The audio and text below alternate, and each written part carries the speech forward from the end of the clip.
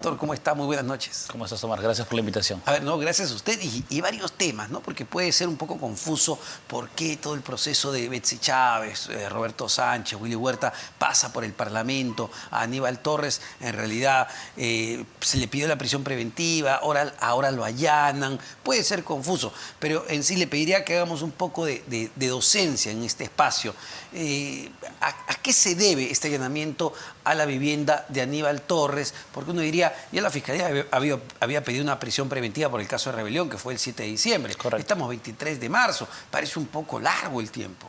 De hecho, es una medida que de alguna manera el Ministerio Público hoy en día entiende de que hay nuevos elementos de convicción, el cual ha sido demostrado con un oficio al Poder Judicial, y le ha dicho, ok, la información que tienes o lo que quieres rescatar de repente en el domicilio del señor Aníbal Torres es importante en estos momentos. Quizás no lo sabías antes, quizás alguien te aportó alguna información y te declaró fundado tu pedido. Allana el domicilio y vamos a ver qué encuentras. De acuerdo a lo que vaya a encontrar, puede que en algún momento el Ministerio Público haga un nuevo requerimiento de prisión preventiva. Es verdad, él ya tuvo esta medida, la cual el Poder Judicial declaró infundada y dijo, claro, no, tienes como aparecerse con restricciones. Pero esa medida de allanamiento se da por dos cosas. Uno, o porque el investigado puede que tenga información que no ha aportado a la Fiscalía, o porque la Fiscalía se lo ha requerido y ha dicho, no la tengo. El Ministerio Público no ha creído esa teoría y ha ido con el juez, dame la medida.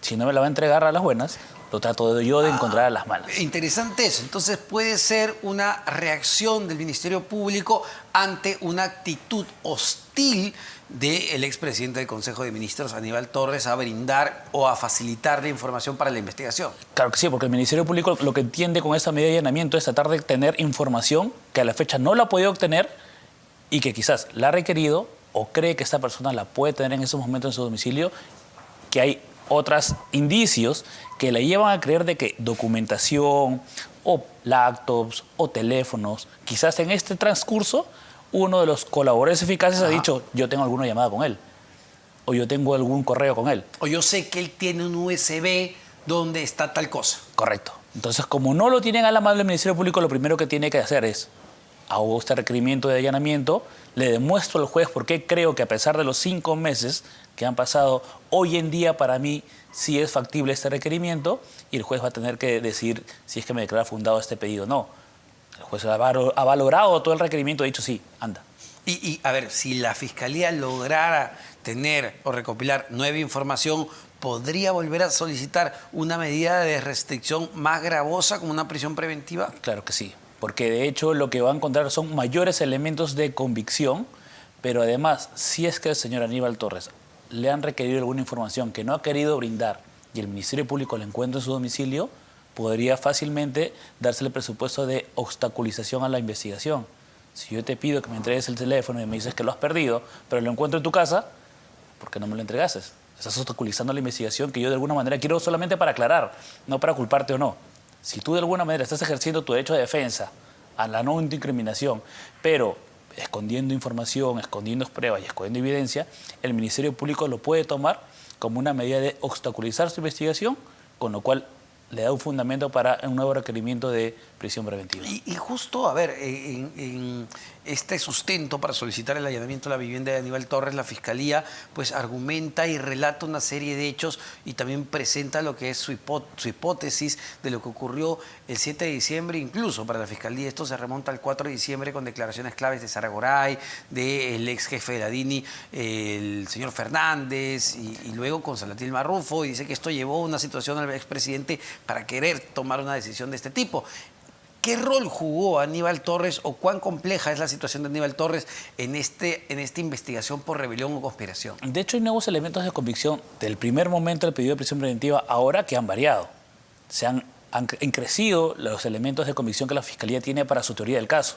Pero además, acuérdense de que salió un audio de la señora Betsy Chávez también, donde se le escucha previo al mensaje de la Nación y donde en las primeras versiones todo el mundo decía, yo no estuve en el momento del mensaje de la Nación.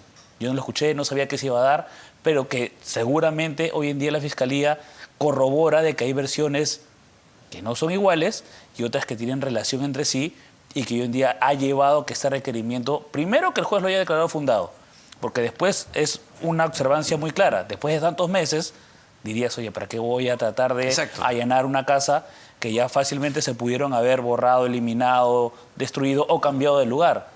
Es lo que cualquier juez podría valorar. El Ministerio Público ha tenido que tener una teoría sostenible para que el juez se la cree fundada y le digo, anda, revisa, a ver qué puedas encontrar. Ahora, bien puede ser importante lo que hayan encontrado, porque de acuerdo a eso, lo usual cuando se dan estas medidas de allanamiento es que vengan acompañadas con un mandato de detención preliminar. En la mayoría de casos el Ministerio Público hace en paralelo esos dos requerimientos, porque en uno allanas y a la vez lo detienes Claro, para que no pueda eliminar o en otros lugares información. Exacto, por eso me hacía un poco de ruido que vayan por el allanamiento cuando ya pasó tanto tiempo y cuando ya habían pedido una medida como la prisión preventiva que no se les otorgó.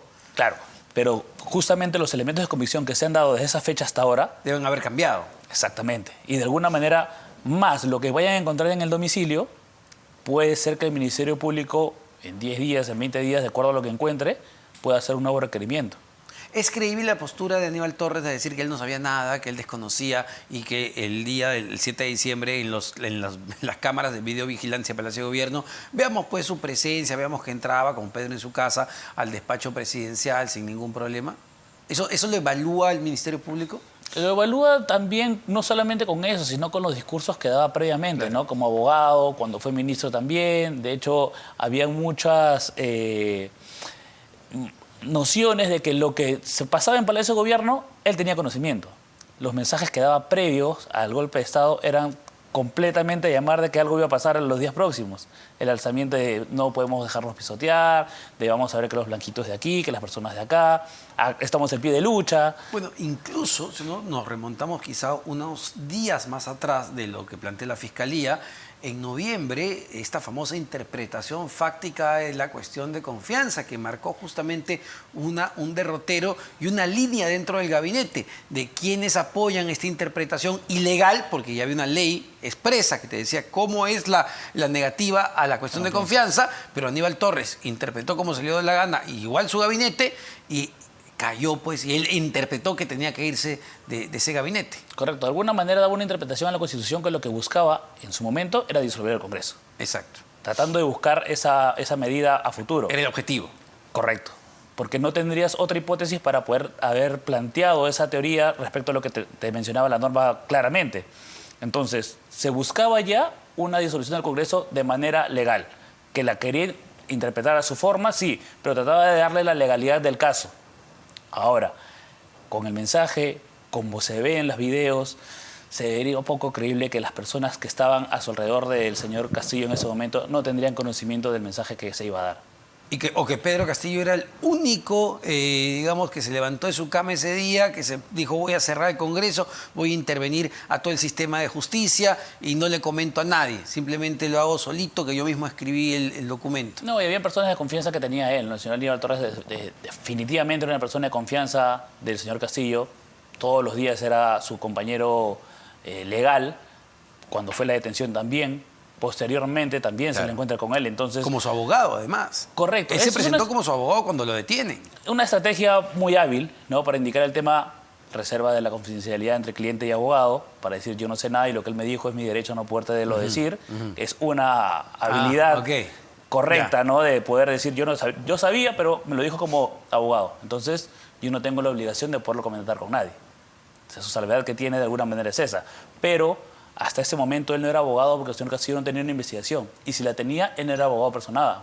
Acuérdate que estaba apersonado el doctor Pachas y el doctor Espinosa. Claro, que renunciaron tras el golpe. Exacto. Pero antes él no era su abogado. Posiblemente su consejero legal o su asesor legal bajo la sombra.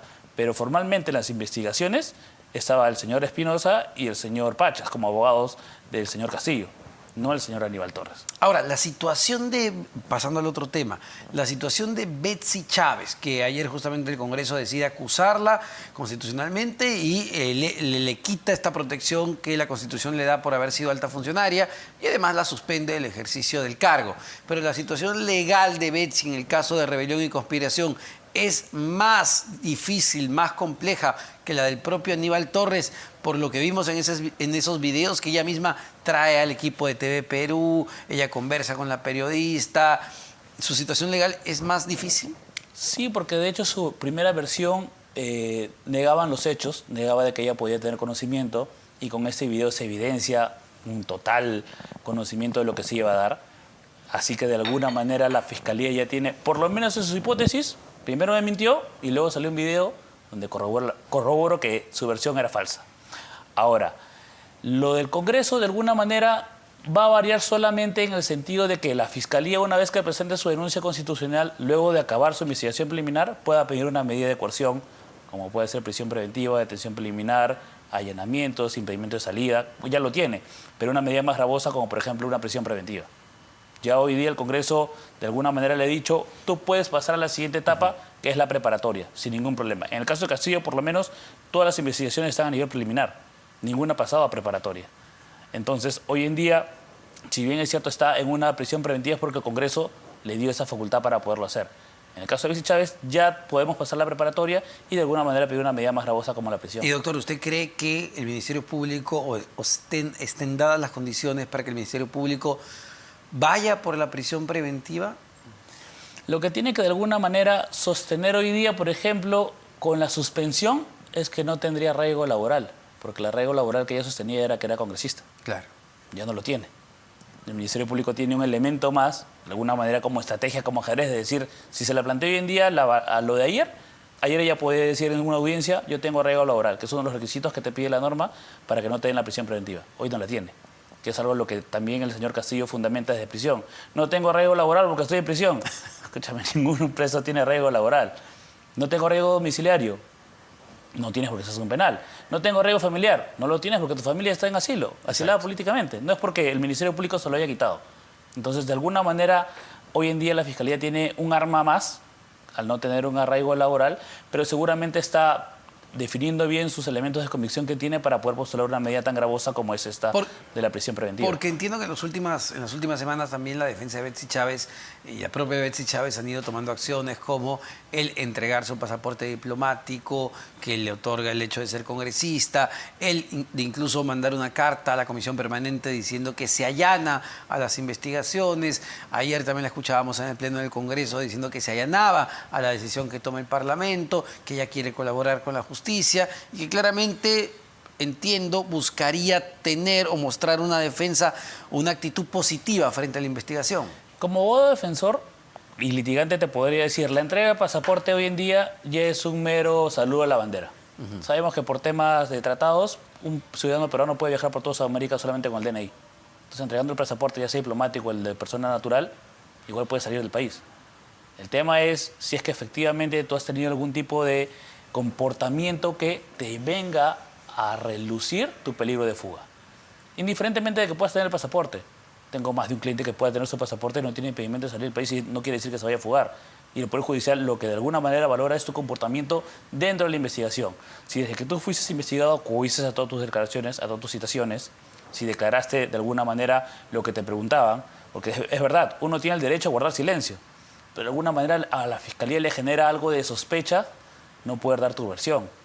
Ahora, solo para terminar, doctor, el caso de la presidenta Dina Boluarte, porque claro, ella vuelve a salir hoy día en una conferencia de prensa a decir que ella no tiene nada que ver con los aportes que la profesora Maritza Sánchez ha dicho que existieron de parte de Henry Shimabukuro, que incluso eso está en unas agendas que se han hecho públicas y que la presidenta dice que ella no sabía nada de las agendas, pero ya hemos visto cómo el portal de investigación El Foco y otros periodistas han filtrado justamente esas conversaciones donde se hablan de agendas. ¿Cuán compleja es su situación de la presidenta? De hecho, ella va a tener una investigación preliminar por ese tema, que de alguna manera la va a llevar nuevamente a que sea llamada por la Fiscalía de la Nación que dé su declaración y que el Ministerio Público va a tener que evaluar, por ejemplo, el monto de las transferencias que se ven en las imágenes. ¿Puedes entregarme tu estado bancario? Solamente no me pidas el secreto del levantamiento del secreto bancario, porque es un requerimiento que se tiene que hacer entre juez y vamos a ver la manera de colaborar de la presidenta. Si es que le dice automáticamente a la Fiscalía, mira, acá están mis movimientos de esta cuenta. Claro, porque el tema no existen. El tema, entiendo, es que Shimabukuro le deposita a esta profesora Maritza Sánchez y el dinero ya según la versión de la señora Sánchez, se le entrega en efectivo a la presidenta Boluarte. Claro, pero hay que ver que lo que hoy día se tipifica como delito y que es lo distinto, por ejemplo, la línea que se tiene con el caso Fujimori, es que a la fecha sí tenemos como delito lo del aporte a campañas políticas. Financiamiento Un no financiamiento no declarado. Exacto, algo que no existía hace unos 5 años, 6 años. Entonces, desde ahí ya parte de que hay indicios de la comisión de un delito.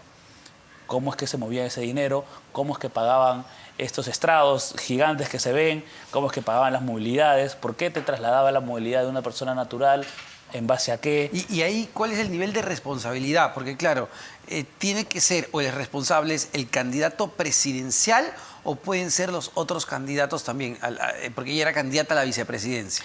De alguna manera hay un grado de responsabilidad, por ejemplo, ¿quién contrató a esta persona? ¿Quién te llevaba las cuentas de la campaña? Tú la contratas, efectivamente, sabiendo de que es una persona proa a poder tener un control de ese tipo de manejo de dinero.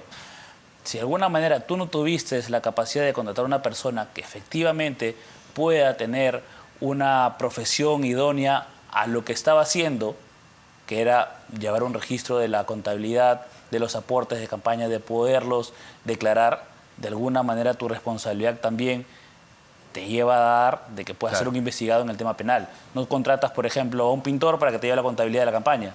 Tienes que contratar a una persona que te indique algún tipo un profesor que te lleve la contabilidad.